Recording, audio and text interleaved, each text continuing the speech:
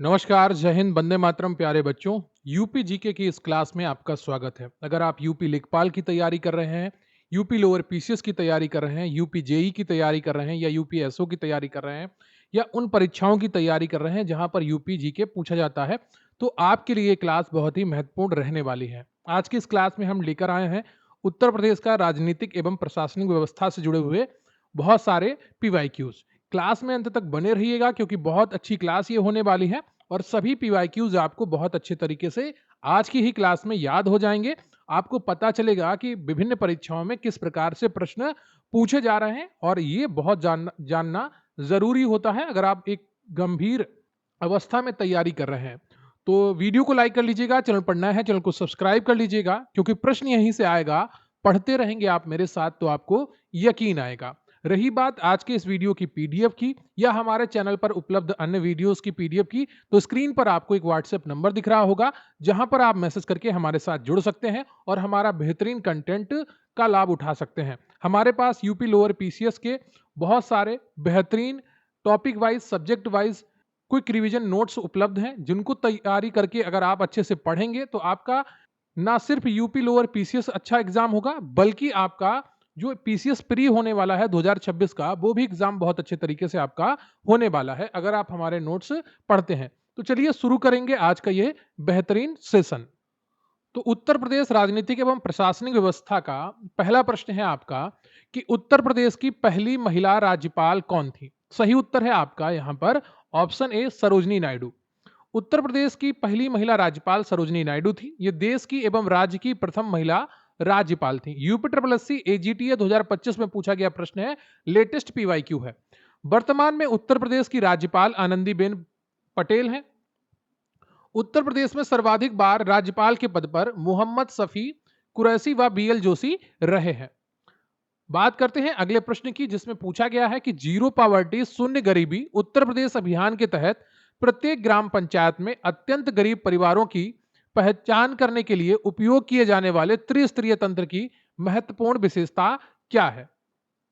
तो इसका सही उत्तर है आपका option D, end to end डिजिटलीकरण और स्वचालित अरक्षितता रेटिंग अंतिम चयन निर्धारित करती है। ठीक है, जीरो पावर्टी शून्य गरीबी उत्तर प्रदेश अभियान के तहत अत्यंत गरीब परिवारों की पहचान हेतु त्रिस्तरीय तंत्र का उपयोग किया गया है। ठीक है, त्रिस्तरीय तंत्र का उपयोग किया जाएगा और इसमें महत्वपूर्ण विशेषता क्या है, एंड टू एंड डिजिटलीकरण, यानी कि सरकार से लेकर अंतिम पायदान के व्यक्ति के तक डिजिटलीकरण होगा और स्वचालित आरक्षितता यानी कि स्वचालित रूप से ऑटोमेटिक रेटिंग मिलेगी और उसके द्वारा अंतिम चयन निर्धारित किया जाएगा। इस अभियान के तहत राज्य ने प्रत्येक ग्राम पंचायत से सबसे गरीब 10 से 25 परिवारों की पहचान की है। अब हम बात करेंगे अगले प्रश्न की। इसमें पूछा गया है कि लाल बहादुर शास्त्री के बारे में निम्नलिखित कथनों पर विचार कीजिए। पहला कथन है कि उनका जन्म मुगल सराय उत्तर प्रदेश में हुआ था। He was born in Mughalsarai Uttar Pradesh. दूसरा है उन्होंने जय जवान जय किसान का नारा दिया था, कि यह सही है। तीसरा बिंदु है कि उन्होंने भारत के दूसरे प्रधानमंत्री के रूप में कार्य किया। तो उपयुक्त कथन में से कौन सा सही है यह आपसे पूछा गया है। तो सही उत्तर है आपका ऑप्शन सी, सभी कथन यहां पर सही है। UP triple S C AGTA में यह भी प्रश्न पूछा गया था, लाल बहादुर शास्त्री के बारे में दिए गए तीनों कथन सत्य, और ये भारत के दूसरे प्रधानमंत्री थे जो 9 जून 1964 से 11 जनवरी 1966 तक 18 महीने तक कार्य किया था इन्होंने। अगला प्रश्न है आपका कि उत्तर प्रदेश नगरपालिका अधिनियम की किस धारा के तहत स्थानीय निकायों के निदेशक की नियुक्ति की जाती है। तो सही उत्तर है आपका ऑप्शन ए, धारा 31 खा। उत्तर प्रदेश नगर पालिका अधिनियम की धारा 31 खा के तहत स्थानीय निकायों के निदेशक की नियुक्ति की जाती है। वर्तमान में उत्तर प्रदेश में 17 नगर निगम कार्यरत हैं। राज्य में 200 नगर पालिका परिषद और 545 नगर पंचायतें हैं। प्रश्नकाल में 490 थी। तो नगर विकास यूपी की जो वेबसाइट है उस पर 545 ही दिखाता है, तो 545 ही आप सही मानिएगा। अगला प्रश्न है आपका कि भारत की प्रथम महिला राज्यपाल कौन थी। तो भारत की प्रथम महिला राज्यपाल सरोजनी नायडू थी और यह प्रश्न आपका Allahabad high court group D exam 2025 में भी पूछा गया था। इन्होंने 15 अगस्त 1947 से 2 मार्च 1949 तक उत्तर प्रदेश की राज्यपाल के रूप में कार्य किया। नायडू जी एक प्रभावशाली कवियत्री भी थी जिन्हें भारत की कोकिला कहा जाता है। इनके प्रसिद्ध कविता संग्रहों में द गोल्डन थ्रेशोल्ड और द वर्ड ऑफ टाइम प्रमुख हैं। अगला प्रश्न है आपका कि निम्नलिखित में से कौन उत्तर प्रदेश के राज्यपाल रह चुके हैं? तो सही उत्तर है आपका ऑप्शन ए, राम नाईक। ठीक है, श्री राम नाईक ये यूपी के राज्यपाल थे। 2014 से 2019 तक यूपी में राज्यपाल थे। वर्तमान में उत्तर प्रदेश की राज्यपाल श्रीमती आनंदीबेन पटेल हैं, जो 2019 से लगातार बनी हुई हैं। कल्याण सिंह उत्तर प्रदेश के मुख्यमंत्री रहे हैं, राज्यपाल नहीं रहे हैं। अगला प्रश्न है आपका कि उत्तर प्रदेश के निम्नलिखित जनपदों का पश्चिम से पूर्व का सही क्रम क्या है? यह आपसे पूछा गया है और पश्चिम से पूर्व की तरफ पूछा गया है। तो यहां पर जो मुझे सही ऑप्शन लग रहा है वो ऑप्शन आपका बी है, औरैया, हमीरपुर, फतेहपुर, जौनपुर। ठीक है, इन ऑप्शन में औरैया सबसे पश्चिमी है और जबकि जौनपुर सबसे पूर्वी जिला है। अगला प्रश्न है आपका कि उत्तर प्रदेश की 18वीं विधानसभा के अध्यक्ष के रूप में सर्वसम्मति से किसे चुना गया? तो सही उत्तर है आपका ऑप्शन ए, सतीश महाना को। उत्तर प्रदेश की 18वीं विधानसभा के अध्यक्ष सतीश महाना है। इनका कार्यकाल 2022 से 2027 तक के लिए है। हृदय नारायण दीक्षित 17वीं विधानसभा के अध्यक्ष थे। अगला प्रश्न है आपका कि आज तक उत्तर प्रदेश विधानसभा का गठन कितनी बार हुआ है? तो अभी आपने पढ़ा है 18वीं बार हुआ है, तो 18 बार हो गया टोटल। उत्तर प्रदेश की प्रथम विधानसभा का गठन 8 मार्च 1952 को हुआ था। तब से लेकर वर्तमान तक कुल 18 बार विधानसभा का गठन किया जा चुका है। 18वीं विधानसभा का गठन 11 मार्च 2022 को किया गया था तथा सतीश महाना इसके अध्यक्ष हैं। बनारसी दास एवं श्रीपति मिश्र ऐसे विधानसभा अध्यक्ष थे जो बाद में उत्तर प्रदेश के मुख्यमंत्री भी बने। अगला प्रश्न है आपका कि वर्तमान में उत्तर प्रदेश से राज्यसभा सीटों की कुल संख्या कितनी है? तो सही उत्तर है आपका ई, उपयुक्त में से कोई नहीं। यह भी आपका यूपी का पीवाईक्यू है, 2025 में पूछा गया है। उत्तर प्रदेश में राज्यसभा की कुल सीटें 31 हैं, लोकसभा की सीटें 80 हैं, जो कि देश में सर्वाधिक हैं और नारी बंधन अधिनियम आ रहा है तो ये सारी सीटें बढ़ने वाली हैं। उत्तर प्रदेश विधान परिषद में कुल सदस्यों की संख्या 100 है और विधानसभा सीटों की कुल संख्या 403 है। तो जो महिलाओं का आरक्षण लागू हो रहा है 33%, तो उसको समायोजित करने के लिए सारी सीटें बढ़ाई जा रही हैं। तो ये जो करंट जो डेटा हो आप उसी को पढ़िएगा जब भी आप ये वीडियो देखें भविष्य में, तो करंट डेटा को जरूर मैच करिएगा। अगला प्रश्न है आपका कि उत्तर प्रदेश में गोमती नदी बेसिन के अंतर्गत कौन से जिले आते हैं? तो सही उत्तर है आपका उपयुक्त में से कोई नहीं। आयोग ने इस प्रश्न के लिए सबको पूर्ण अंक दिया था। गोमती नदी पीलीभीत, शाहजहांपुर, खीरी, सीतापुर, लखनऊ, सुल्तानपुर एवं जौनपुर से बहती है। गोमती नदी का उद्गम पीलीभीत जिले के पन्नौली फुल्लर ताल या गोमत ताल से होता है। यह गाजीपुर के निकट कैथी नामक स्थान पर गंगा नदी में मिल जाती है। अगला प्रश्न है आपका कि इलाहाबाद उच्च न्यायालय के मुख्य न्यायाधीश बनने वाले अंतिम ब्रिटिश व्यक्ति कौन थे? तो सही उत्तर है आपका ऑप्शन ई, उपयुक्त में से कोई नहीं। इलाहाबाद उच्च न्यायालय के मुख्य न्यायाधीश बनने वाले अंतिम ब्रिटिश व्यक्ति सर OH मूथम थे। इस उच्च न्यायालय के पहले मुख्य न्यायाधीश सर वाल्टर मॉर्गन थे। इलाहाबाद उच्च न्यायालय की स्थापना 17 मार्च 1866 में हुई थी। वर्तमान में इस न्यायालय में न्यायाधीशों की स्वीकृत संख्या 160 है। अगला प्रश्न है आपका कि उत्तर प्रदेश में क्षेत्र पंचायतों का अध्यक्ष कौन होता है? तो सही उत्तर है आपका ऑप्शन डी, प्रमुख। ठीक है, उत्तर प्रदेश में क्षेत्र पंचायतों का अध्यक्ष ब्लॉक प्रमुख होता है। त्रिस्तरीय पंचायती राज व्यवस्था में द्विस्तरीय मध्यमवर्ती स्तर पर क्षेत्र पंचायत होती है। ब्लॉक प्रमुख का चुनाव ग्राम सभा द्वारा चुने गए क्षेत्र पंचायत के सदस्यों द्वारा अप्रत्यक्ष रूप से होता है। ब्लॉक प्रमुख के विरुद्ध अविश्वास प्रस्ताव चुनाव के 1 वर्ष के भीतर नहीं लाया जा सकता है और इसके लिए 2/3 बहुमत आवश्यक है। अगला प्रश्न है आपका कि ललितपुर जिला रिक्त स्थान का एक हिस्सा है। तो यह हिस्सा है आपका झांसी डिवीजन का, झांसी मंडल का। ललितपुर जिला झांसी डिवीजन का हिस्सा है। ललितपुर जिला 3 तरफ से मध्य प्रदेश की सीमाओं से घिरा हुआ है। ललितपुर जिले की स्थापना मार्च 1974 में झांसी जिले से अलग करके की गई थी। अगला प्रश्न है आपका कि उत्तर प्रदेश विधान परिषद की निम्नलिखित संरचना का उनकी संगत संख्या से मिलान करें। सही उत्तर है आपका ऑप्शन डी। ठीक है, राज्यपाल द्वारा मनोनीत होते हैं 10 सदस्य यानी कि टोटल 1/6। स्थानीय निकायों से होते हैं 36 सदस्य यानी कि 1/3 भाग। विधानसभा द्वारा निर्वाचित होते हैं 38 सदस्य यानी कि 1/3 भाग। और शिक्षकों द्वारा निर्वाचित होते हैं 8 सदस्य यानी कि 1/12 भाग। कुल विधान परिषद सदस्यों की संख्या 100 है। अगला प्रश्न है आपका कि कौशाम्बी रिक्त स्थान का एक हिस्सा है। तो सही उत्तर है आपका option C, Prayagraj division. Kaushambi जिला प्रयागराज मंडल के अंतर्गत आता है। प्रयागराज मंडल में कौशाम्बी, प्रतापगढ़, फतेहपुर और प्रयागराज जिले शामिल हैं। कौशाम्बी जिला प्रयागराज इलाहाबाद से अलग होकर 4 अप्रैल 1997 को बना था। इसका मुख्यालय मंझनपुर है।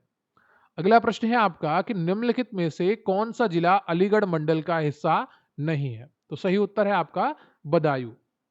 अलीगढ़ मंडल में अलीगढ़, एटा, हाथरस एवं कासगंज जिले शामिल हैं। बदायूं जिला बरेली मंडल का हिस्सा है। बरेली मंडल में बरेली, बदायूं, शाहजहांपुर और पीलीभीत शामिल हैं। अगला प्रश्न है आपका 18, जिसमें पूछा गया है कि निम्नलिखित में से कौन सा कथन उत्तर प्रदेश पिछड़ा वर्ग राज्य आयोग अधिनियम में किए गए संशोधनों का सटीक वर्णन करता है। तो सही उत्तर है आपका ऑप्शन बी। 2014 के संशोधन अधिनियम ने 1 अध्यक्ष, 2 उपाध्यक्ष और 25 सदस्यों के पद प्रस्तावित किए हैं। उत्तर प्रदेश पिछड़ा वर्ग राज्य आयोग अधिनियम 1996 के अनुसार आयोग में 1 अध्यक्ष, 4 सदस्य शामिल थे। 2007 के संशोधन के द्वारा अधिनियम में आयोग की संरचना में 1 अध्यक्ष, 2 उपाध्यक्ष और 17 सदस्य दिए गए। 2014 की संशोधन अधिनियम में आयोग की संरचना को विस्तारित करते हुए 1 अध्यक्ष, 2 उपाध्यक्ष और 25 सदस्य कर दिए गए। अब ये सारे इतने सारे संख्या में सदस्य क्यों बढ़ाए जाते हैं, उसका मेन कारण होता है हर पार्टी चाहती है अपने कुछ नेताओं को कहीं ना कहीं सरकार में सेटल करना। अब वो कैसे सेटल होंगे? इन्हीं आयोगों के द्वारा सेटल किए जाते हैं। बहुत सारे आयोग बनते हैं जिनमें पार्टी अपने नेताओं को सेटल करती है। अगला प्रश्न है आपका कि जिला बनने से पहले शामली किस जिले की तहसील थी और जब इसे जिले के रूप में मान्यता मिली तो इसका प्रारंभिक नाम क्या था? तो सही उत्तर है आपका ऑप्शन डी, मुजफ्फरनगर प्रबुद्धनगर। ठीक है, जिला बनने से पहले शामली मुजफ्फरनगर जिले की तहसील थी। जब इसे जिले के रूप में मान्यता मिली सितंबर 2011 में तो इसका प्रारंभिक नाम प्रबुद्धनगर था। शामली जिले में कुल 3 तहसीलें हैं। एक तो शामली खुद है, दूसरी है कैराना और तीसरी है ऊन। अगला प्रश्न है आपका कि उत्तर प्रदेश आपराधिक कानून संशोधन अध्यादेश 2024 के संबंध में निम्नलिखित कथनों पर विचार कीजिए। तो यहाँ पर कुछ कथन दिए गए हैं और इसका हिंदी ट्रांसलेशन उपलब्ध नहीं है, इंग्लिश में ही है। तो आपके 1, 2, 3 यानी कि तीनों कथन सही हैं। वो क्या है मैं आपको यहाँ पर बता देता हूँ हिंदी में।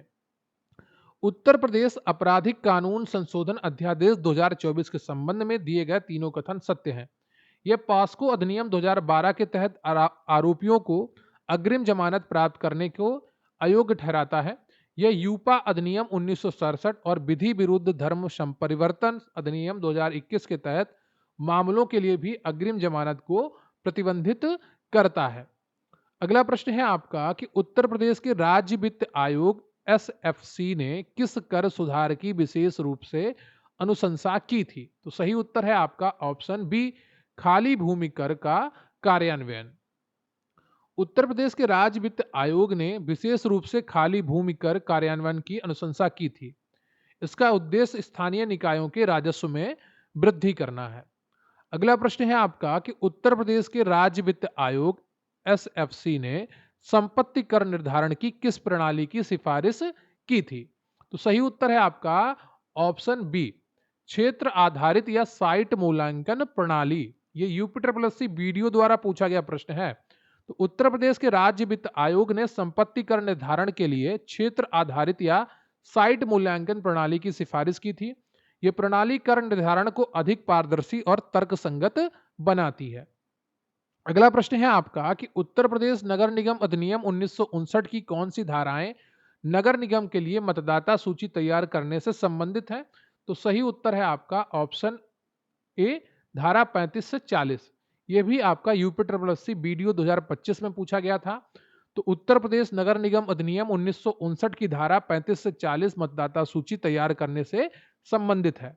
धारा 35 में निर्वाचक नामावली के प्रारूप और प्रकाशन के बारे में है। धारा 36 मतदाता सूची में नाम शामिल करने के आवेदन की प्रक्रिया है। और धारा 38 में मतदाता सूची में आपत्ति दर्ज करने का प्रावधान किया गया है। अगला प्रश्न है आपका यहाँ पर कि उत्तर प्रदेश में 2023 से पंचायतों के प्रदर्शन मूल्यांकन और प्रोत्साहन के लिए किस सूचकांक का उपयोग किया जाता है? तो सही उत्तर है आपका ऑप्शन डी, पंचायत विकास सूचकांक। 2023 से उत्तर प्रदेश में पंचायतों के प्रदर्शन मूल्यांकन हेतु पंचायत विकास सूचकांक का उपयोग किया जा रहा है। यह सूचकांक सतत विकास लक्ष्यों के साथ संबद्ध है। यह योजना निर्माण, निगरानी और साक्ष्य आधारित विकास दृष्टिकोण पर बल देता है। अगला प्रश्न है आपका कि उत्तर प्रदेश पंचायती राज नियम 1947 के नियम 186 में क्या प्रावधान है? तो सही उत्तर है आपका ऑप्शन बी, वार्षिक लेखा परीक्षा प्रतिवेदन तैयार करना। उत्तर प्रदेश पंचायती राज नियम 1947 के नियम 186 में वार्षिक लेखा परीक्षा प्रतिवेदन तैयार करने का प्रावधान है। ये ग्राम पंचायतों के वित्तीय लेन देन में पारदर्शिता सुनिश्चित करता है। अगला प्रश्न है आपका कि उत्तर प्रदेश पंचायती राज संस्थाओं को 12वें वित्त आयोग का अनुदान किस समयावधि को कवर करने हेतु था? तो सही उत्तर है आपका ऑप्शन सी, 2005 से 2010। उत्तर प्रदेश पंचायती राज संस्थाओं को 12वें वित्त आयोग का अनुदान वर्ष 2005 से 10 की समयावधि के लिए था। 12वें वित्त आयोग के अध्यक्ष डॉक्टर सी रंगराजन थे। अगला प्रश्न है आपका कि उत्तर प्रदेश पंचायत राज अधिनियम निम्नलिखित में से किस अधिनियम के तहत शासित क्षेत्रों पर लागू नहीं होता है? तो सही उत्तर है आपका ऑप्शन सी, उत्तर प्रदेश नगर महापालिका अधिनियम 1959। उत्तर प्रदेश पंचायत राज अधिनियम उत्तर प्रदेश नगर महापालिका अधिनियम 1959 के तहत शासित क्षेत्रों, नगरीय क्षेत्रों पर लागू नहीं होता है। पंचायती राज अधिनियम केवल ग्रामीण क्षेत्रों के लिए बनाया गया है। अगला प्रश्न है आपका कि उत्तर प्रदेश में पिछड़ा क्षेत्र अनुदान निधि BRGF के कार्यान्वयन की देखरेख और मौजूदा विकास कार्यक्रमों के साथ इसके अभिसरण को सुनिश्चित करने के लिए कौन सा सरकारी निकाय और मंत्रालय उत्तरदायी है? तो सही उत्तर है आपका ऑप्शन बी, पंचायती राज मंत्रालय और राज्य योजना आयोग। पिछड़ा क्षेत्र अनुदान निधि BRGF के कार्यान्वयन की देखरेख पंचायती राज मंत्रालय और राज्य योजना आयोग द्वारा की जाती है। इसका उद्देश्य विकास के क्षेत्रीय असंतुलन को दूर करना है। अगला प्रश्न है आपका कि संविधान के अनुच्छेद 280(3) खा के अनुसार पंचायतों के संसाधनों की अनुपूर्ति के लिए राज्य की संचित निधि के संवर्धन हेतु राष्ट्रपति को सिफारिशें करने के लिए कौन उत्तरदायी है? तो सही उत्तर है आपका ऑप्शन बी, केंद्रीय वित्त आयोग। संविधान के अनुच्छेद 280(3)(b) के अनुसार यह जिम्मेदारी केंद्रीय वित्त आयोग की है। केंद्रीय वित्त आयोग राज्य वित्त आयोग की सिफारिशों के आधार पर राष्ट्रपति को सलाह देता है। और यह भी प्रश्न आपका UPSSC वीडियो 2025 में पूछा गया था। अब आप देख सकते हैं वीडियो 2025 में कितनी डिफिकल्ट आपसे UPGK पूछी गई थी। अगला प्रश्न है आपका कि उत्तर प्रदेश पंचायती राज अधिनियम के अंतर्गत खंड शब्द का तात्पर्य क्या है? तो सही उत्तर है आपका ऑप्शन सी, धारा 3 के तहत निर्दिष्ट क्षेत्र पंचायत का पंचायत क्षेत्र। अधिनियम के अंतर्गत खंड शब्द का तात्पर्य धारा 3 के तहत निर्दिष्ट क्षेत्र पंचायत का पंचायत क्षेत्र है। इसमें उन सभी ग्राम पंचायतों को शामिल किया जाता है जो इस क्षेत्र के अंतर्गत आती हैं। अगला प्रश्न है आपका कि उत्तर प्रदेश में पंचायती राज संस्थाओं PRI के तीनों स्तरों की लेखा परीक्षा के लिए उत्तरदायी प्राथमिक प्राधिकारी कौन है? तो सही उत्तर है आपका ऑप्शन ए, मुख्य लेखा परीक्षा अधिकारी, सहकारी समितियां एवं पंचायतें। CAO वित्तीय लेखा परीक्षा के लिए केंद्रीय अधिकारी है। अगला प्रश्न है आपका कि भारतीय संविधान के किस भाग के अंतर्गत पंचायतों के लिए प्रावधान शामिल किए गए हैं? तो भाग 9 में। इसे 73वें संविधान संशोधन अधिनियम 1992 द्वारा जोड़ा गया था। इसमें पंचायतों का गठन, संरचना, निर्वाचन, सदस्यों की अहर्ताएं आदि के प्रावधान है। अनुच्छेद 243 से अनुच्छेद 243 ओ तक इसमें अनुच्छेद जोड़े गए थे। अगला प्रश्न है आपका कि उत्तर प्रदेश के लोकायुक्त के बारे में निम्नलिखित में से कौन सा कथन सही है? तो सही उत्तर है आपका ऑप्शन सी। ठीक है, ए और सी सही है, बी गलत है। It is an anti corruption organisation in the Indian state of Uttar Pradesh. ठीक है, तो लोकायुक्त क्या है? एंटी करप्शन ऑर्गेनाइजेशन है, एक संस्था है। और Bishambar Dayal was elected as the first Lokayukta of Uttar Pradesh, ये भी आपका सही है। बिशंबर दयाल उत्तर प्रदेश के पहले लोकायुक्त बने थे। लोकायुक्त अधिनियम 1985 में नहीं बल्कि उत्तर प्रदेश लोकायुक्त अधिनियम 1975 के तहत स्थापित हुआ था। ठीक है, तो जो दूसरा पॉइंट है जो 1985 बता रहा है वो गलत है। उत्तर प्रदेश लोकायुक्त अधिनियम 1975 में पारित हुआ था। अगला प्रश्न है आपका कि 2008 में उत्तर प्रदेश में किस जिले का नाम बदलकर काशीराम नगर कर दिया गया था? तो सही उत्तर है आपका ऑप्शन डी, कासगंज। 2008 में उत्तर प्रदेश सरकार ने कासगंज जिले का नाम बदलकर काशीराम नगर कर दिया था। वर्तमान में इसे जिले का नाम पुनः कासगंज कर दिया गया है। अगला प्रश्न है आपका कि उत्तर प्रदेश के महत्वपूर्ण राज्य सरकार संस्थानों के बारे में निम्नलिखित में से कौन सा कथन सही है? Uttar Pradesh public service commission was established in 1937। Uttar Pradesh human rights commission was established in 1996। Uttar Pradesh information commission was established in 1948। तो सही उत्तर है आपका यहाँ पर ऑप्शन ए और बी सही है, सी आपका गलत है। सी गलत क्यों है? क्योंकि सूचना का अधिकार की बात 2005 में इसमें शुरू हुई थी, है ना। तो राज्य सूचना आयोग का गठन 1948 में कैसे हो सकता है? ये 14 सितंबर 2005 को सूचना का अधिकार अधिनियम 2005 के तहत किया गया था। राज्य मानवाधिकार आयोग का स्थापना 4 अप्रैल 1996 को हुई थी। औपचारिक गठन 2002 में हुआ था। यूपीपीएससी की स्थापना 1 अप्रैल 1937 को हुई थी। अगला प्रश्न है आपका कि निम्नलिखित में से कौन सा युग्म उत्तर प्रदेश के अधिनियम रिक्त वर्ष सुमेलित नहीं है? तो सही उत्तर है आपका सी, जनहित गारंटी अधिनियम 2004 में पारित नहीं हुआ था, ये 2011 में पारित हुआ था। ठीक है, भूमि अर्जन पुनर्वास और पुनर्व्यवस्थापन अधिनियम 2013 में पारित हुआ। उत्तर प्रदेश उद्यान खेल के मैदान और खुले स्थान परिरक्षण और विनियमन अधिनियम 1975 में पारित हुआ। रियल एस्टेट विनियमन और विकास अधिनियम 2016 में पारित हुआ था। ये आपका 2023 का पीवाईक्यू है यूपीपीएससी का। अगला प्रश्न है आपका कि उत्तर प्रदेश के उच्च सदन को क्या कहा जाता है? तो इसे विधान परिषद कहा जाता है। इसके सदस्यों का कार्यकाल 6 वर्ष होता है। संविधान के अनुच्छेद 169 के तहत संसद किसी राज्य में विधान परिषद बना सकती है या समाप्त कर सकती है। अगला प्रश्न है आपका कि हाल ही में मथुरा वृंदावन नगर निगम के कितने वार्डों को पवित्र तीर्थस्थल घोषित किया गया है? तो सही उत्तर है आपका 22 वार्ड। पुराना करंट अफेयर्स का प्रश्न है। अगला प्रश्न है आपका कि उत्तर प्रदेश विधानसभा के प्रथम अध्यक्ष कौन थे? तो सही उत्तर है आपका राजऋषि पुरुषोत्तम दास टंडन। इनके नाम पर यूपी में एक मुक्त शिक्षा विश्वविद्यालय है, ओपन यूनिवर्सिटी है। इनका कार्यकाल 1937 से 1950 तक था। वर्तमान में उत्तर प्रदेश विधानसभा के अध्यक्ष सतीश महाना है। अगला प्रश्न है आपका कि उत्तर प्रदेश के पहले मुख्यमंत्री कौन थे? तो पहले मुख्यमंत्री श्री गोविंद बल्लभ पंत हैं।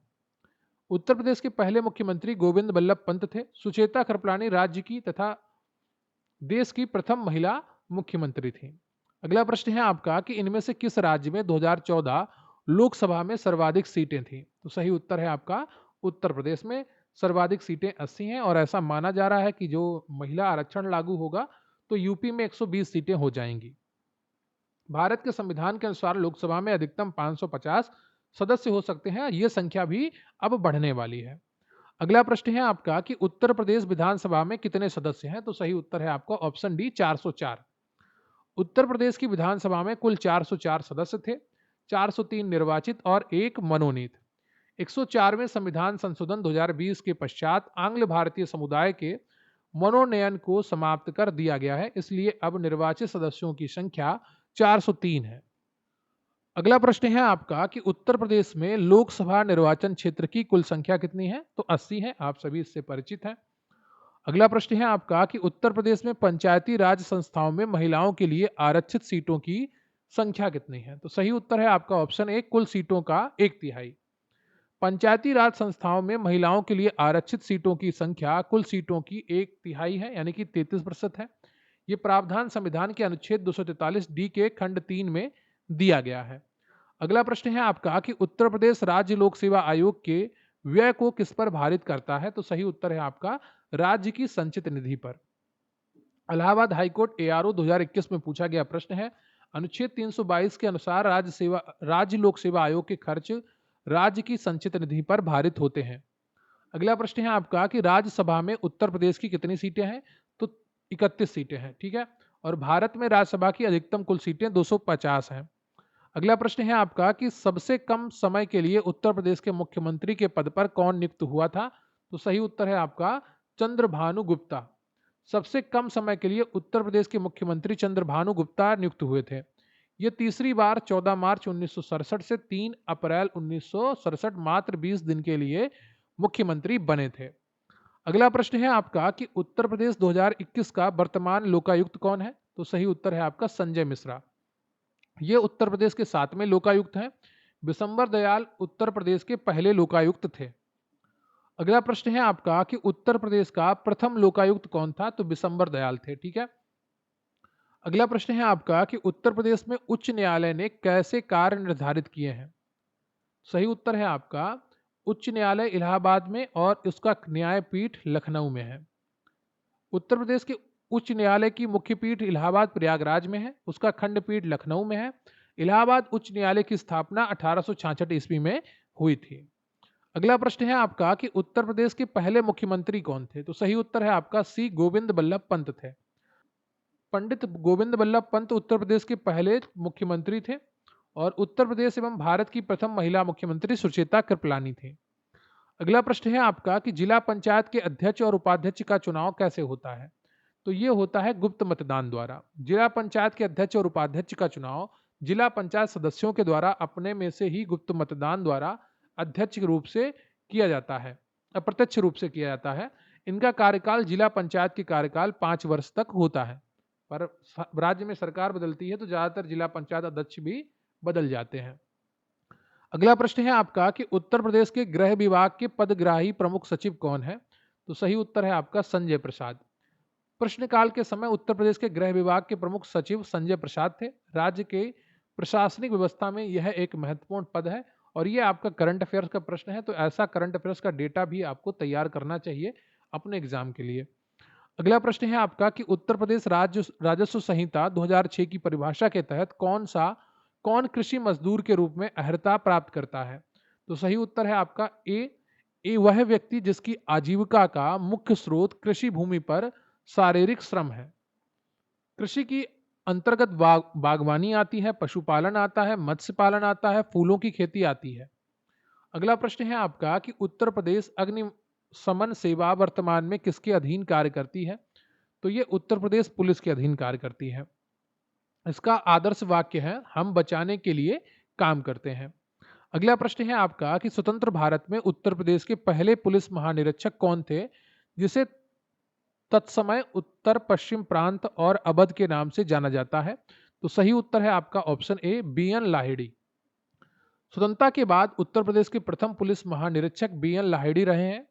वर्ष 1981 से वह पद पुलिस महानिदेशक डीजीपी कहलाने लगा है, ठीक है। अगला प्रश्न है आपका कि निम्न में से कौन सा कथन उत्तर प्रदेश में पंचायती राज के संदर्भ में सही है? यूपी में पंचायत राज अधिनियम 1947 को अस्तित्व में आया। यूपी में क्षेत्र पंचायत एवं जिला पंचायत अधिनियम 1961 में पारित हुआ था। तो सही उत्तर है आपका 1 और 2 दोनों सही हैं। यूपी पंचायत राज अधिनियम 1947 में पारित हुआ था। उत्तर प्रदेश क्षेत्र पंचायत तथा जिला पंचायत अधिनियम 1961 में पारित हुआ था। अगला प्रश्न है आपका कि उत्तर प्रदेश राजस्व संहिता 2006 के अनुसार राज्य सरकार प्रत्येक जिले में कितने कलेक्टर, इसमें सहायक या अतिरिक्त कलेक्टर शामिल नहीं है, नियुक्त करेगी? तो सही उत्तर है आपका 1। राजस्व संहिता 2006 के अनुसार राज्य सरकार प्रत्येक जिले में सिर्फ 1 कलेक्टर नियुक्त करेगी। जिले के संपूर्ण राजस्व एवं प्रशासनिक कार्यों का प्रमुख कलेक्टर होता है जो एक डीएम ही होता है, ठीक है। अगला प्रश्न है आपका कि वर्तमान में इलाहाबाद उच्च न्यायालय में न्यायाधीशों की स्वीकृत संख्या कितनी है? तो सही उत्तर है आपका ऑप्शन ए 160। वर्तमान में इलाहाबाद उच्च न्यायालय में न्यायाधीशों की स्वीकृत संख्या 160 है। इलाहाबाद उच्च न्यायालय की स्थापना 17 मार्च 1866 को हुई थी। यह भारत का चौथा स्थापित उच्च न्यायालय था। अगला प्रश्न है आपका उत्तर प्रदेश पुलिस की टैगलाइन क्या है? तो सही उत्तर है सुरक्षा आपकी संकल्प हमारा, योर प्रोटेक्शन अवर प्लेस। अगला प्रश्न है आपका कि यूपी एसएसएफ का पूरा नाम बताएं। तो इसका पूरा नाम है उत्तर प्रदेश स्पेशल सिक्योरिटी फोर्स। अगला प्रश्न है आपका कि अक्टूबर 2021 तक उत्तर प्रदेश राज्य में कुल कितने नगर निगम हैं? तो ये 17 नगर निगम है। शाहजहांपुर राज्य का नवीनतम नगर निगम है जो 2018 में बना था। अगला प्रश्न है आपका कि संसद में उत्तर प्रदेश के प्रतिनिधित्व के संदर्भ में निम्नलिखित कथनों पर विचार करें। राज्यसभा के लिए 31 सीटें सही हैं, लोकसभा के लिए 80 सदस्य उत्तर प्रदेश से बिल्कुल सही हैं, तो दोनों कथन आपके सही हो जाते हैं। अगला प्रश्न है आपका कि उत्तर प्रदेश में ऑनलाइन वित्तीय धोखाधड़ी रिपोर्ट करने हेतु व्यक्तियों के लिए साइबर क्राइम हेल्पलाइन नंबर पर शिकायत करने की समय सीमा क्या है? 24 घंटे के भीतर। और साइबर क्राइम हेल्पलाइन नंबर 1930 है, 1930। इससे धन वापसी की संभावना सबसे अधिक होती है। अगला प्रश्न है आपका कि उत्तर प्रदेश में साइबर अपराध मुख्यालय कहाँ स्थित है? तो ये आपका लखनऊ में स्थित है। यह विधि विज्ञान प्रयोगशाला महानगर परिसर में स्थित है। अगला प्रश्न है आपका कि उत्तर प्रदेश में वुमेन पावर लाइन WPL के लिए संपर्क नंबर क्या है? तो 1090 है। चाइल्ड हेल्पलाइन 1098 है और साइबर अपराध के लिए 1930 है और वुमेन पावर हेल्पलाइन के लिए 1090 है। अगला प्रश्न है आपका कि निम्नलिखित में से उत्तर प्रदेश पंचायतों की आय के स्रोतों का कौन सा अपवाद है? तो सही उत्तर है आपका उपयुक्त में से कोई नहीं। पशु कर, स्थानीय व्यापार कर, भवन कर, ये सारे कर ग्राम पंचायतें लगा सकती हैं, लेकिन अभी कोई लगाता नहीं है। अगला प्रश्न है आपका कि उत्तर प्रदेश के लोकायुक्त निम्नलिखित में से किसे अपना त्यागपत्र संबोधित करेंगे? तो सही उत्तर है आपका ऑप्शन बी, उत्तर प्रदेश के राज्यपाल को। उत्तर प्रदेश के लोकायुक्त अपना त्यागपत्र राज्यपाल को सौंपता है। लोकायुक्त की नियुक्ति भी राज्यपाल द्वारा ही। अगला प्रश्न है आपका कि यूपी में ग्राम प्रधान का निर्वाचन होता है। तो सही ऑप्शन है आपका यहाँ पर बी, केवल 2। पंचायत के सीमा क्षेत्र के निर्वाचन सूची में सम्मिलित सभी निर्वाचकों के द्वारा। ठीक है, ग्राम प्रधान का निर्वाचन प्रत्यक्ष रूप से पंचायत की सीमा क्षेत्र की निर्वाचन सूची में सम्मिलित सभी निर्वाचकों द्वारा किया जाता है। इसके लिए मतदाता की आयु 18 वर्ष से अधिक होनी चाहिए और नाम मतदाता सूची में होना चाहिए। अगला प्रश्न है आपका कि उत्तर प्रदेश के नगरों के निम्नलिखित समूहों में से कौन सा एक सही है? वहां मेयर प्रणाली स्थापित है। तो जो नगर निगम होंगे वहां पर मेयर प्रणाली स्थापित होगी और ये आपका बी ऑप्शन है। लखनऊ, अलीगढ़, मुरादाबाद और मेरठ ये सभी नगर निगम है। अगला प्रश्न है आपका कि नीचे दिए गए व्यक्तियों की सूची दी है जिन्होंने उत्तर प्रदेश के मुख्यमंत्री का पद सुशोभित किया है। उनके मुख्यमंत्रित्व काल के सही क्रम का नीचे दिए गए कूट में चयन करिए। चरण सिंह, TN सिंह, संपूर्णानंद और चंद्रभानु गुप्त। सही उत्तर है आपका ऑप्शन डी, 3 4 1 2। सही क्रम है संपूर्णानंद 1954 से 1960, चंद्रभानु गुप्ता 1960 से 63, चरण सिंह 1967 से 68 और TN सिंह 1970 से 71। अगला प्रश्न है आपका कि PAC विद्रोह के समय उत्तर प्रदेश के मुख्यमंत्री थे। तो ये थे कमलापति त्रिपाठी। उत्तर प्रदेश में PAC विद्रोह 1973 में हुआ था और उस समय उत्तर प्रदेश के मुख्यमंत्री कमलापति त्रिपाठी थे। अगला प्रश्न है आपका कि यूपी को समय समय पर दिए गए नामों को संबंधित वर्षों से सुमेलित करें। तो यूपी को कौन से नाम कब दिए गए हैं ये आपसे पूछा गया है। सही उत्तर है आपका ऑप्शन सी, 4 3 2 1। ठीक है, कैसे मिलान करना है? उत्तर प्रदेश पश्चिमी प्रांत 1836 में, उत्तर पश्चिमी प्रांत आगरा और अवध का संयुक्त प्रांत 1870 में, फिर 1937 में इसे संयुक्त प्रांत ही कहा जाने लगा और फिर उत्तर प्रदेश कहा गया 24 जनवरी 1950 को। अगला प्रश्न है आपका कि यूनाइटेड प्रोविंस कब उत्तर प्रदेश बना? तो सही उत्तर है आपका ऑप्शन सी, 1950 में। अगला प्रश्न है आपका कि उत्तर प्रदेश में विधान परिषद वित्त विधेयक को कितने दिन विलंबित कर सकती है? तो ये सिर्फ 14 दिन कर सकती है। विधान परिषद इसे अधिकतम 14 दिन तक ही रोक सकती है। 14 दिन बाद यह स्वतः पारित मान लिया जाता है। अगला प्रश्न है आपका कि उत्तर प्रदेश जनहित गारंटी अधिनियम 2011 प्रावधान करता है लोगों की प्रतिदिन की आवश्यकताओं से संबंधित सेवाओं की उपलब्धि। 4 बिंदु दिए गए हैं, एक सहज तरीके से, एक समयबद्ध तरीके से, 13 चिन्हित सेवाओं की ब्रेक इन आर्थिक सिद्धांत पर। तो ये चारों बिंदु आपके सही हैं। उत्तर प्रदेश जनहित गारंटी अधिनियम 2011 में 13 सेवाओं को चिन्हित किया गया था, इसमें ब्रेक इन से आर्थिक सिद्धांत पर आधारित है तथा ये प्रतिदिन लोगों को उनकी आवश्यकताओं से संबंधित सेवाओं की उपलब्धि एक सहज तथा समयबद्ध तरीके से करवाएगा। अगला प्रश्न है आपका कि पश्चिमी उत्तर प्रदेश में निम्नलिखित में से कौन सा एक ऐसा समुदाय है जिसमें खाप पंचायत व्यवस्था एक परंपरागत सामाजिक संगठन के रूप में पाई जाती है? तो सही उत्तर है आपका option C, Jat. UP PCS 2017 में पूछा गया प्रश्न है, पश्चिमी उत्तर प्रदेश में जाट समुदाय में खाप पंचायत व्यवस्था एक परंपरागत सामाजिक संगठन के रूप में पाई जाती है। परंपरागत मान्यता अनुसार खाप पंचायत का निर्णय बाध्यकारी होता है। महिलाओं के इस संबंध में अपने क्रूर निर्णय के लिए ये चर्चा का विषय बना हुआ है। अभी तो काफी लिबरल हो गई हैं ये खाप पंचायतें। 2005 से लेकर 2014 के तक जो टाइम था वो महिलाओं के लिए बहुत खतरनाक था। मैंने कई न्यूज़ पढ़ी हैं कि लड़कियां जींस पहनकर घर निकली गांव में और उनको जिंदा जला दिया गया या गोली मार दी गई या उनको गांव में बेइज्जत करके घुमाया गया। अगला प्रश्न है आपका कि उत्तर प्रदेश के किस क्षेत्रीय परिषद का सदस्य है? तो ये आपका मध्य क्षेत्रीय परिषद का सदस्य है। भारत में 5 क्षेत्रीय परिषदें हैं। पूर्वी क्षेत्र परिषद में बिहार, झारखंड, उड़ीसा, सिक्किम और पश्चिम बंगाल आते हैं। पश्चिमी क्षेत्रीय परिषद में गोवा, गुजरात, महाराष्ट्र, दमन दीव और दादरा नगर हवेली आते हैं। उत्तरीय क्षेत्रीय परिषद में चंडीगढ़, हरियाणा, हिमाचल प्रदेश, जम्मू व कश्मीर, लद्दाख, पंजाब, राजस्थान और दिल्ली आते हैं। दक्षिणी क्षेत्रीय परिषद में आंध्र प्रदेश, कर्नाटक, केरल, पुडुचेरी, तमिलनाडु, तेलंगाना आदि आते हैं। मध्य क्षेत्रीय परिषद में छत्तीसगढ़, मध्य प्रदेश, उत्तर प्रदेश और उत्तराखंड आते हैं।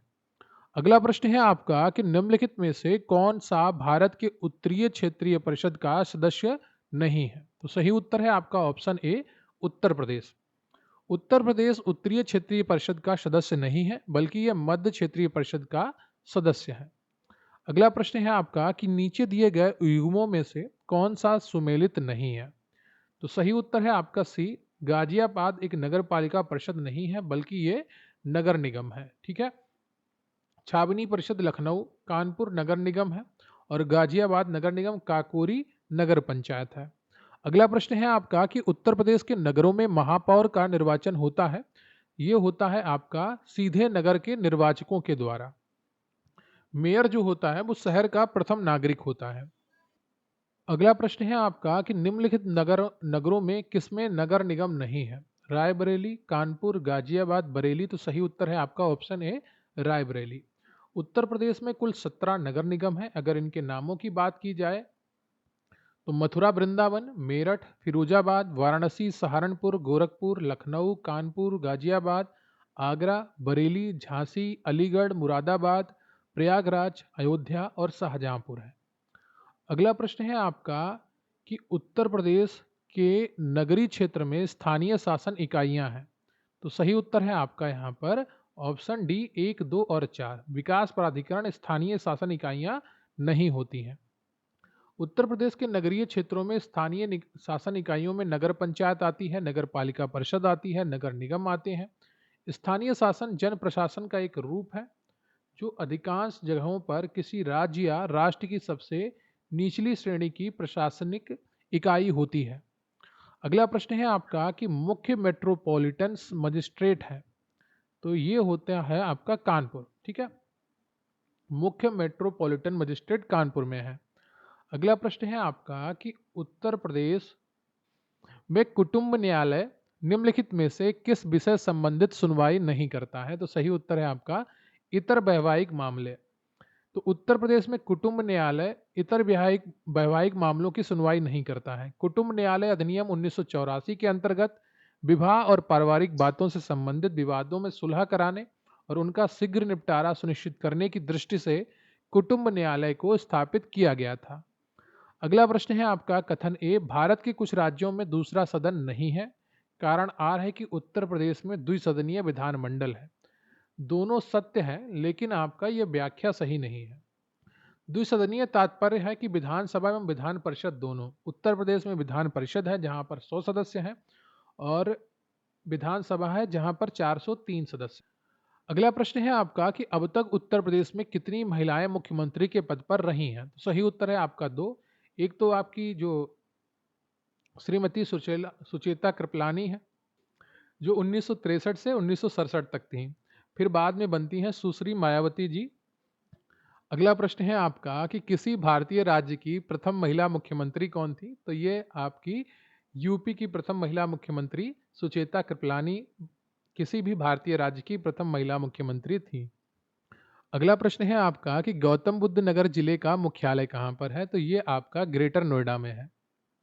अगला प्रश्न है आपका कि यूपी विधानसभा के प्रथम अध्यक्ष कौन थे? तो ये पुरुषोत्तम दास टंडन जी थे, जो 31 जुलाई 1947 से 10 अगस्त 1950 तक थे। वर्तमान में उत्तर प्रदेश विधानसभा के अध्यक्ष सतीश महाना और विधान परिषद के सभापति कुंवर मानवेंद्र प्रताप सिंह हैं।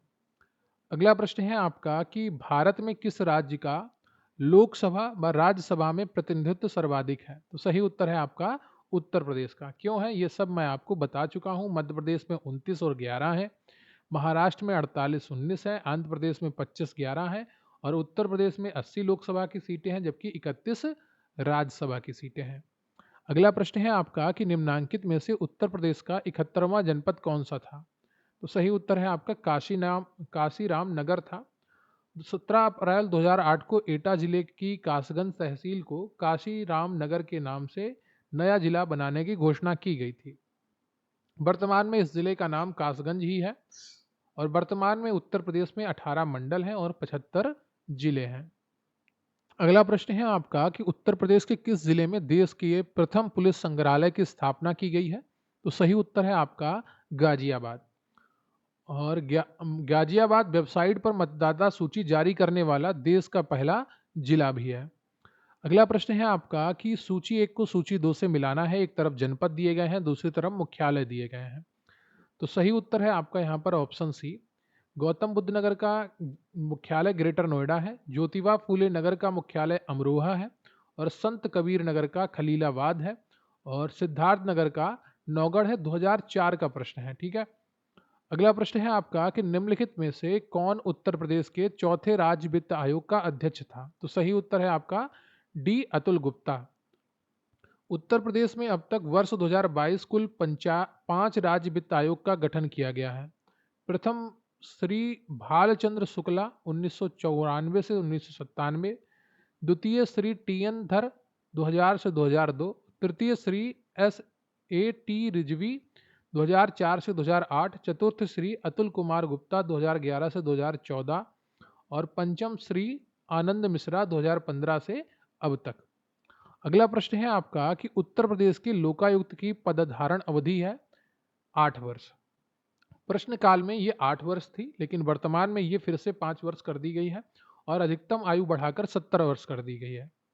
अगला प्रश्न है आपका कि उत्तर प्रदेश में लोका आयुक्त की नियुक्ति की जाती है, तो ये की जाती है राज्यपाल के द्वारा। अगला प्रश्न है आपका कि उत्तर प्रदेश में जिला पंचायत का अध्यक्ष निर्वाचित होता है। कैसे निर्वाचित होता है ये आपसे पूछा गया है। 4 यहाँ पर कूट दिए गए हैं और उस पर एक का आपको चयन करना है। तो सही उत्तर है आपका केवल 2। जिला पंचायत के सदस्यों द्वारा अपनों में से ही चुना जाता है जिला पंचायत का अध्यक्ष। अगला प्रश्न है आपका कि उत्तर प्रदेश में किसी नगर का मेयर नगर का प्रथम नागरिक होता है, नगर निगम का पदेन सदस्य होता है, कार्यकारिणी समिति का पदेन सभापति होता है, कार्यपालक मशीनरी का पूर्ण नियंत्रण करता है। सही उत्तर है आपका 1, 2 और 3। पूर्ण नियंत्रण नहीं करता है। अगला प्रश्न है आपका कि वर्तमान में लखनऊ में निम्नलिखित में से कौन कौन से हैं? जल संस्थान, नगर निगम, विकास प्राधिकरण, जिला नगर विकास अधिकरण। तो सही उत्तर है आपका ये सभी 4 हैं। अगला प्रश्न है आपका कि उत्तर प्रदेश में ग्राम प्रधान से संबंधित निम्नलिखित कथनों पर विचार कीजिए। वह ग्राम सभा द्वारा अपदस्थ किया जा सकता है, पद ग्रहण करने की तिथि से 2 वर्ष बाद ही वह अपदस्थ किया जा सकता है, वह साधारण बहुमत से अपदस्थ किया जा सकता है, वह 2/3 बहुमत से अपदस्थ किया जा सकता है। तो सही उत्तर है आपका 1 और 4 सही है। ग्राम प्रधान या उप प्रधान के विरुद्ध अविश्वास प्रस्ताव पर पंचायत के आधे सदस्यों के हस्ताक्षर आवश्यक है। साथ ही बैठक में उपस्थित और मतदान देने वाले सदस्यों के 2/3 बहुमत भी अपेक्षित है। अगला प्रश्न है आपका कि नीचे दिए गए उन व्यक्तियों की सूची में जो उत्तर प्रदेश के मुख्यमंत्री रहे हैं, उनके पदारूढ़ रहने का सही कालक्रम नीचे दिए गए कूट का उपयोग करते हुए इंगित कीजिए। तो सही उत्तर है आपका 3, 4, 1, 2। संपूर्णानंद 28 दिसंबर 1954 से 6 दिसंबर 1960 तक यूपी के मुख्यमंत्री रहे।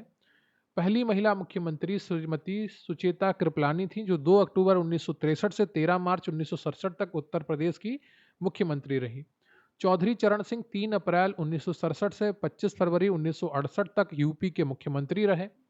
कमलापति त्रिपाठी 4 अप्रैल 1971 से 12 जून 1973 तक उत्तर प्रदेश के मुख्यमंत्री थे। बात करते हैं सूची 1 को सूची 2 से मिलाना है। एक तरफ जनपद दिए गए हैं, दूसरी तरफ मुख्यालय दिए गए हैं।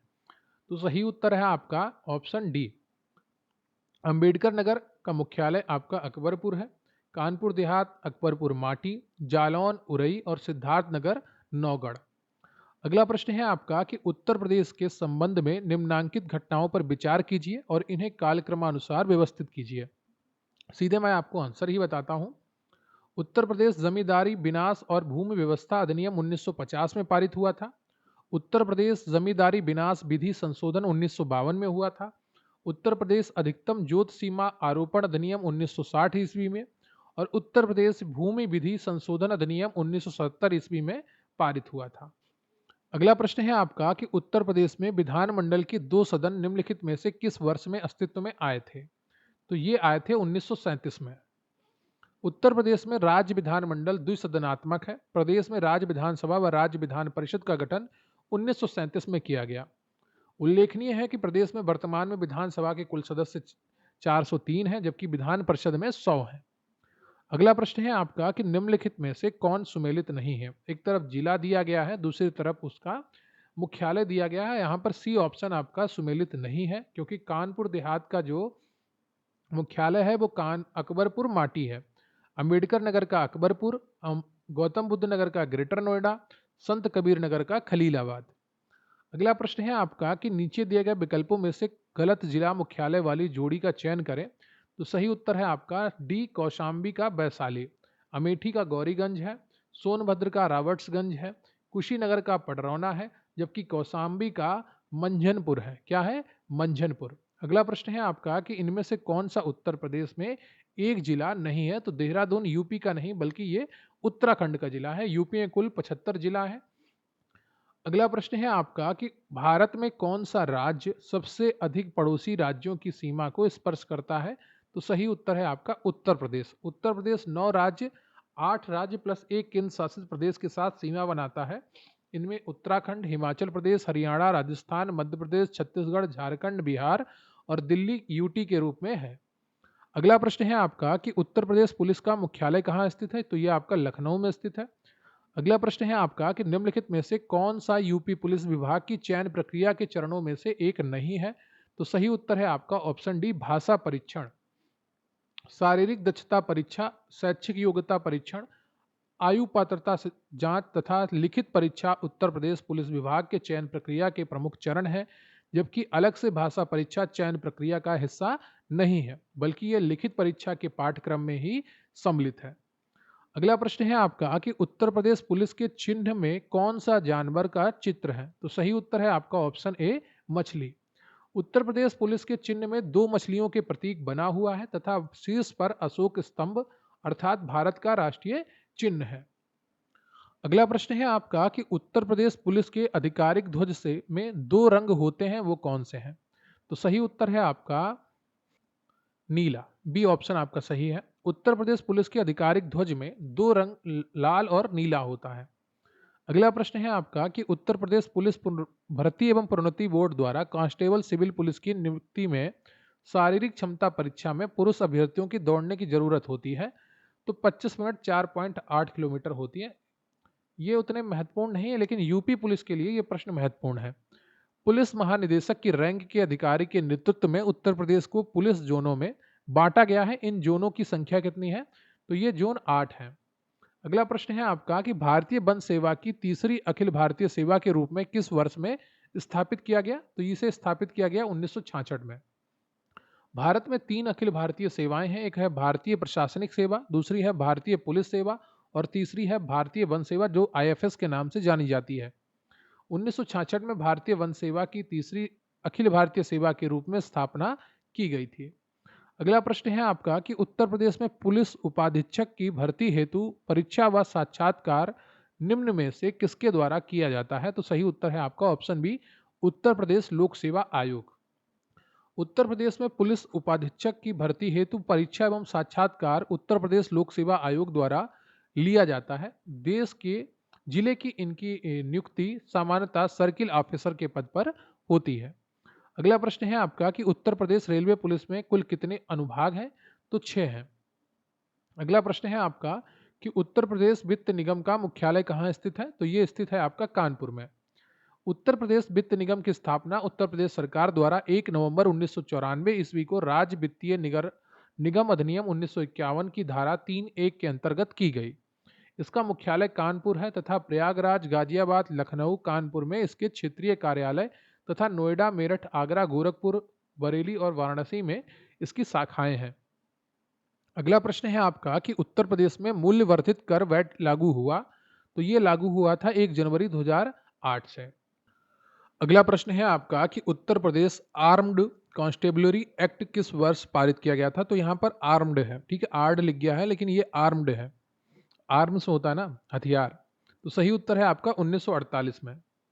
अगला प्रश्न है आपका कि अराजपत्रित श्रेणी के पुलिसकर्मी किसके द्वारा अनुमोदित सामग्रियों, रंगों, बनावट तथा किस्म की वर्दी पहनेंगे? तो ये आपका यूपी पुलिस का प्रश्न है। पुलिस महानिदेशक यूपी पुलिस के लिए ये इंपॉर्टेंट है। अगला प्रश्न है आपका कि निम्न में से किसे कार्मिक और प्रशिक्षण विभाग द्वारा नियंत्रित या पर्यवेक्षित नहीं किया जाता? तो सही उत्तर है आपका ऑप्शन ए, PQR में से कोई नहीं। कर्मचारी चयन आयोग, केंद्रीय सत्कर्ता आयोग तथा केंद्रीय जांच ब्यूरो को कार्मिक और प्रशिक्षण विभाग द्वारा नियंत्रित या पर्यवेक्षित किया जाता है। इसके अतिरिक्त यह भारतीय प्रशासनिक सेवा और अन्य अखिल भारतीय सेवाओं और केंद्रीय सेवाओं के लिए प्रशिक्षण प्रदान करता है। अगला प्रश्न है आपका कि प्रशासनिक सुविधा के लिए उत्तर प्रदेश में कितने मंडल हैं? तो सही उत्तर है आपका बी, 18। यह भी यूपीएसआई का प्रश्न है। अगला प्रश्न है आपका कि स्वतंत्रता के बाद उत्तर प्रदेश के पहले मुख्यमंत्री कौन थे? तो सही उत्तर है आपका पंडित गोविंद वल्लभ पंत। अगला प्रश्न है आपका कि भारत सरकार अधिनियम 1919 के तहत उत्तर प्रदेश राज्य सचिवालय द्वारा 1921 में कितने नए सचिव नियुक्त किए गए थे? तो सही उत्तर है आपका 6। वर्तमान उत्तर प्रदेश के मुख्य सचिव शशि प्रकाश गोयल हैं। अगला प्रश्न है आपका कि उत्तर प्रदेश राजस्व कोड निम्नलिखित में से किस वर्ष में स्थापित किया गया था? तो ये स्थापित किया गया था 2006 में। इसमें 16 अध्याय, 234 धाराएं और 4 अनुसूचियों में इसको विभाजित किया गया है। अगला प्रश्न है आपका कि स्वतंत्रता के बाद उत्तर प्रदेश के पहले राज्यपाल कौन थे? तो सही उत्तर है आपका श्रीमती सरोजिनी नायडू। ये 1947 से 1949 तक रही थी। उन्होंने वर्ष 1925 में कांग्रेस के कानपुर अधिवेशन की अध्यक्षता भी की थी। एक कवि के रूप में उनके काम के लिए महात्मा गांधी ने उन्हें भारत की कोकिला की उपाधि दी थी। अगला प्रश्न है आपका कि प्रशासनिक सुविधा के लिए उत्तर प्रदेश में कितने विकास खंड हैं? तो सही उत्तर है आपका 822। प्रश्नकाल में 822 थे, वर्तमान में बढ़कर 826 हो गए हैं। इनकी संख्या बढ़ती रहती है, तो आप करंट अफेयर्स जरूर देखा करिएगा इनसे जुड़े हुए जब भी आप एग्जाम देने जाएं। अगला प्रश्न है आपका कि पुलिस द्वारा तैयार किए जाने वाले लिखित दस्तावेज FIR का पूर्ण रूप क्या है? तो सही उत्तर है आपका फर्स्ट इंफॉर्मेशन रिपोर्ट। ये भी आपका पुलिस का प्रश्न है। अगला प्रश्न है आपका कि किसी जिले के भू राजस्व प्रशासन का प्रभावी मुख्य अधिकारी होता है? तो ये लेखपाल के लिए बहुत ही महत्वपूर्ण है, जिला कलेक्टर होता है। अगला प्रश्न है आपका कि तालुका स्तर पर उसके साथ पंजीकृत प्रत्येक दस्तावेज की प्रतियों को रखता है, कौन रखता है? तो वो रखता है उप पंजीयक। अगला प्रश्न है आपका कि तहसीलदार के पास कौन सी शक्ति होती है? सही उत्तर है आपका ABC तीनों होती हैं। संबंधित गांव की अड़ंगल पहानी प्रविष्टियों को सत्यापित करना और जांचना, स्थानीय तौर पर जानकारी हासिल करना कि क्या फसलें अड़ंगल पहानी के अनुसार उगाई गई हैं, अनधिकृत अतिक्रमण और सरकारी जल के अनियमित उपयोग के सभी मामलों को निरीक्षण करना, ये सभी काम आपके तहसील के पास होते हैं। इसके अतिरिक्त अनधिकृत अतिक्रमण और सरकारी जल के अनियमित उपयोग के सभी मामलों का निरीक्षण करना भी तहसीलदार की शक्ति है। अगला प्रश्न है आपका कि अखिल भारतीय सेवाओं के जनक के रूप में किसे जाना जाता है? भारत में सरदार वल्लभ भाई पटेल को जाना जाता है। स्वतंत्र भारत के ये प्रथम उप प्रधानमंत्री बने थे और देसी रियायतों की विलय के मुख्य शिल्पकार भी थे। इन्हें भारतीय सिविल सेवकों के संरक्षक संत के रूप में भी जाना जाता है। अगला प्रश्न है आपका कि निम्नलिखित में से किस संगठन का नारा सर्वत्र सर्वोत्तम सुरक्षा है? तो सही उत्तर है आपका ऑप्शन डी, राष्ट्रीय सुरक्षा गार्ड। राष्ट्रीय सुरक्षा गार्ड एनएसजी एक आतंकवाद रोधी इकाई है जो औपचारिक रूप से 1986 ईस्वी में संसद के एक अधिनियम राष्ट्रीय सुरक्षा गार्ड अधिनियम 1986 द्वारा अस्तित्व में आई। इस संगठन का नाम सर्वत्र सर्वोत्तम सुरक्षा है। यह गृह मंत्रालय के अधीन कार्य करता है। एनएसजी कर्मियों को अक्सर ब्लैक कैट कमांडो के रूप में संदर्भित किया जाता है। अगला प्रश्न है आपका कि उत्तर प्रदेश सरकार का संवैधानिक प्रमुख कौन है? तो राज्यपाल होता है। किसी भी राज्य का संवैधानिक प्रमुख उसका राज्यपाल होता है। अगला प्रश्न है आपका कि उत्तर प्रदेश में आयकर आयुक्त का पद सेवा में किसके बराबर है? तो सही उत्तर है आपका संभागीय आयुक्त या सचिव के बराबर होता है। अगला प्रश्न है आपका कि उत्तर प्रदेश में पुलिस रेंजों की संख्या कितनी है जिसमें प्रत्येक में 2-4 जिले शामिल हैं? तो सही उत्तर है आपका 18। उत्तर प्रदेश में 18 पुलिस रेंज हैं और 8 पुलिस जोन है। अगला प्रश्न है आपका कि उत्तर प्रदेश में लगभग 18 प्रशासनिक मंडल हैं, लेकिन नीचे उल्लेख किए गए 4 मंडल में से एक गलत मंडल को शामिल किया गया है, उसे आपको पहचानना है। तो सही उत्तर है आपका गाजियाबाद मंडल। उत्तर प्रदेश में कुल 18 मंडल तथा 75 जिले हैं। उत्तर प्रदेश के 18 मंडल अलीगढ़, आगरा, आजमगढ़, प्रयागराज, कानपुर, गोरखपुर, चित्रकूट, झांसी, देवीपाटन, अयोध्या, बरेली, मिर्जापुर, मुरादाबाद, मेरठ, लखनऊ, वाराणसी, सहारनपुर और बस्ती है। अगला प्रश्न है आपका कि निम्न में से उत्तर प्रदेश के किस शहर में भारतीय प्रौद्योगिकी संस्थान अवस्थित है? तो ये आपका कानपुर में स्थित है। और काशी हिंदू विश्वविद्यालय के प्रौद्योगिकी संस्थान को भी आईआईटी का दर्जा वर्ष 2012 में दिया गया है। अगला प्रश्न है आपका कि उत्तर प्रदेश में कितने प्रशासकीय मंडल हैं? तो 18 हैं। सबसे बड़े संभाग मंडल कानपुर, लखनऊ, मेरठ, यहाँ पर 6 जिले हैं। सबसे छोटे संभाग मंडल में मिर्जापुर, आजमगढ़, बस्ती, झांसी व सहारनपुर आते हैं, जहां पर 3-3 जिले हैं। अगला प्रश्न है आपका कि निम्न में से कौन सी भाषा उत्तर प्रदेश की दूसरी राज्यभाषा है? तो सही उत्तर है आपका उर्दू। उत्तर प्रदेश के राजभाषा अधिनियम 1951 में पहले राजभाषा हिंदी को बनाया गया। उसके बाद 1989 में अधिनियम में एक संशोधन किया गया जिसने उर्दू को अतिरिक्त राजभाषा के रूप में जोड़ा गया तथा राज्य की दूसरी राजभाषा बनी। अगला प्रश्न है आपका कि उत्तर प्रदेश के लोकायुक्त भ्रष्टाचार विरोधी प्राधिकरण का पद रिक्त स्थान में सृजित किया गया। तो सही उत्तर है आपका ऑप्शन सी, 1975 में। इस संस्था का गठन 14 सितंबर 1977 को किया गया। वर्तमान में उत्तर प्रदेश में लोकायुक्त का कार्यकाल 5 वर्ष है। अगला प्रश्न है आपका कि उत्तर प्रदेश में किस वर्ष सभी सरकारी कार्यों के लिए हिंदी का प्रयोग करना कानूनी तौर पर अनिवार्य कर दिया गया था? तो 1968 में। अगला प्रश्न है आपका कि संयुक्त प्रांत का नाम उत्तर प्रदेश में बदलने के बाद इसके प्रथम राज्यपाल कौन थे? तो सर हरमसजी परूषा मोदी थे। संयुक्त प्रांत का नाम बदलकर उत्तर प्रदेश करने के बाद इस प्रांत के प्रथम राज्यपाल श्री हरमसजी परूषा मोदी थे, जो 1949 से 1952 तक थे। अगला प्रश्न है आपका कि अन्य राज्यों की तुलना में उत्तर प्रदेश में सबसे बड़ी शहरी प्रणाली है। Town and country planning department Uttar Pradesh 2017 के मुताबिक उत्तर प्रदेश में कितनी नगर पालिकाएं हैं? तो सही उत्तर है आपका 200 और 325 के बीच नगर पालिकाएं हैं। अगला प्रश्न है आपका कि उत्तर प्रदेश की प्रथम महिला राज्यपाल श्रीमती सरोजिनी नायडू ने निम्नलिखित में से किस अवधि के दौरान कार्यभार संभाला था? तो वो 1947 से 1949 तक यूपी की राज्यपाल थीं। 15 अगस्त 1947 से 2 मार्च 1949 तक रही थीं। अगला प्रश्न है आपका कि उत्तर प्रदेश ग्राम आबादी अधिनियम निम्नलिखित में से किस वर्ष में पारित किया गया था? तो ये पारित हुआ था 1947 में। अगला प्रश्न है आपका कि प्रशासनिक सुविधा के लिए उत्तर प्रदेश में कितनी शहरी निकाय हैं? तो 915 है। ठीक है, 18 मंडल है, 75 जिले हैं, 915 नगर निकाय हैं, 826 विकास खंड हैं एवं 8135 न्याय पंचायतें हैं।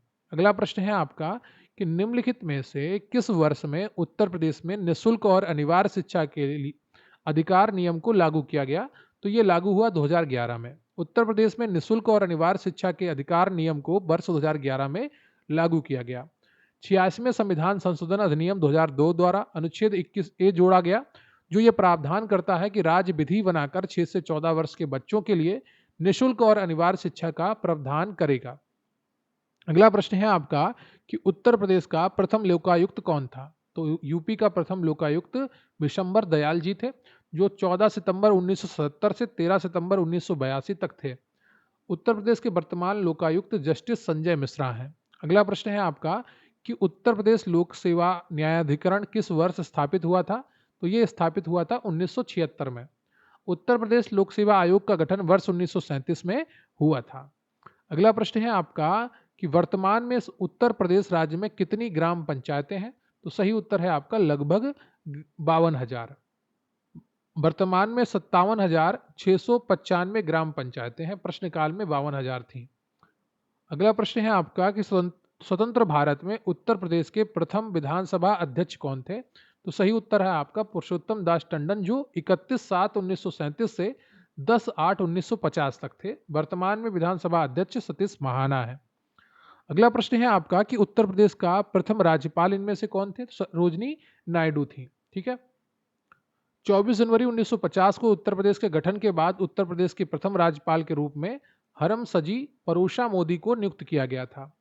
अगला प्रश्न है आपका कि निम्न में से कौन सी भाषा उत्तर प्रदेश की 2 राजभाषाओं में से एक है। तो उर्दू है। उर्दू को 1989 में सरकार द्वारा दूसरी राजभाषा के रूप में अपनाया गया था। अगला प्रश्न है आपका कि उत्तर प्रदेश की प्रथम महिला मुख्यमंत्री कौन थी। तो सुचेता कृपलानी थी। विजय लक्ष्मी पंडित यूएन में भारत की प्रथम भारतीय महिला राजदूत थी। मायावती उत्तर प्रदेश की दूसरी महिला मुख्यमंत्री हैं। अगला प्रश्न है आपका कि निम्न में से किसने उत्तर प्रदेश राज्य के राज्यपाल का पदभार कभी नहीं संभाला। सही उत्तर है आपका श्री चंद्र भानु गुप्ता। श्री चंद्र भानु गुप्ता उत्तर प्रदेश के राज्यपाल कभी नहीं रहे, बल्कि वो उत्तर प्रदेश के मुख्यमंत्री रहे। अगला प्रश्न है आपका कि उत्तर प्रदेश राज्य में उर्दू को द्वितीय राजभाषा कब घोषित किया गया। तो 1989 में घोषित किया गया था। अगला प्रश्न है आपका कि उत्तर प्रदेश राज्य में निम्न में से किस लोकायुक्त का कार्यकाल सर्वाधिक रहा है। तो सही उत्तर है आपका न्यायमूर्ति एन.के. मेहरोत्रा का। ये 16 मार्च 2006 से जनवरी 2016 तक अपने पद पर रहे थे। इनका सर्वाधिक लंबा कार्यकाल है। वर्तमान में कार्यकाल संशोधित करके 5 वर्ष कर दिया गया है। अगला प्रश्न है आपका कि निम्नलिखित में से कौन कभी भी उत्तर प्रदेश का राज्यपाल नहीं रहा है। तो सही उत्तर है आपका एन.डी. तिवारी। उत्तर प्रदेश में नारायण दत्त तिवारी राज्यपाल कभी नहीं रहे। ये एन.डी. तिवारी उत्तर प्रदेश और उत्तराखंड के भूतपूर्व मुख्यमंत्री थे। अगला प्रश्न है आपका कि उत्तर प्रदेश राज्य कब अस्तित्व में आया था। तो ये आया था 1 अप्रैल 1937 को संयुक्त प्रांत के रूप में। 24 जनवरी 1950 को इसे उत्तर प्रदेश नाम दिया गया। अगला प्रश्न है आपका कि संयुक्त प्रांत से उत्तर प्रदेश के रूप में नाम बदलने के बाद उत्तर प्रदेश का पहला राज्यपाल कौन था। तो हरमसजी परूषा मोदी जी थे। कई बार ये प्रश्न पूछा गया है, लोअर एग्जाम 2019 में भी प्रश्न पूछा गया है, तो इम्पॉर्टेंट है। 24 जनवरी 1950 को संयुक्त प्रांत का नाम बदलकर उत्तर प्रदेश कर दिया गया। उत्तर प्रदेश की प्रथम राज्यपाल का पद 26 जनवरी 1950 को हरमसजी परूषी मोदी ने ग्रहण किया था और ये 1 जून 1952 तक इस पद पर पदस्थ रहे थे। तो वीडियो को लाइक कर लीजिएगा, चैनल पर नए हैं चैनल को सब्सक्राइब कर लीजिएगा, अपने दोस्तों के साथ शेयर करिएगा और कमेंट करके बताइएगा कि आज के ये 163 प्रश्न आपको कैसे लगे। क्या इससे पहले आपने इतना बेहतरीन कंटेंट देखा है। सुव्यवस्थित ढंग से मैंने प्रयास किया है कि आपको अच्छे से अच्छा कंटेंट प्रोवाइड किया जाए और आपकी तैयारी को बहुत ही अच्छा बनाया जाए। रही बात आज के इस वीडियो की पीडीएफ की, तो स्क्रीन पर आपको एक व्हाट्सएप नंबर दिख रहा होगा, वहां पर आप मैसेज कर सकते हैं। लेखपाल का कंटेंट हो या यूपी जीके हो या कंप्यूटर हो या फिर आपका यूपी लोअर पीसीएस का हो, जिसके बहुत ही अच्छे नोट्स हमारे पास उपलब्ध हैं। आप हमारे साथ जुड़ सकते हैं और अपनी तैयारी को एक नया आयाम दे सकते हैं। नोट्स का डेमो मैं कई वीडियोज़ में दिखा चुका हूँ, उन्हें आप हमारे चैनल पर देख सकते हैं। रोजगार प्लेलिस्ट में वो डेमो वीडियोस मिल जाएंगे। देखिए, तैयारी अगर आपको अच्छे से करनी है तो एक बार अच्छे नोट्स को पढ़ना ज़रूरी होता है, फिर पीवाईक्यूज़ को करना और फिर मार्क को करना। ये 3 स्टेप होती हैं अच्छी तैयारी को कंप्लीट करने के लिए। तो चलिए मिलेंगे फिर किसी अन्य वीडियो में। तब तक अपनी तैयारी मजबूत करते रहिए, अपना हौसला बुलंद रखिए और खुद को बेकार, लाचार और कमज़ोर मत साबित करिए। कभी भी खुद को हमेशा मजबूत दिखाने की कोशिश करिए। जितना आप खुद को मजबूत पेश करेंगे समाज में, उतना ज़्यादा आपके अंदर हिम्मत आएगी कि आप अपने पैरों पे खड़े हो सकें। जय हिंद, जय भारत।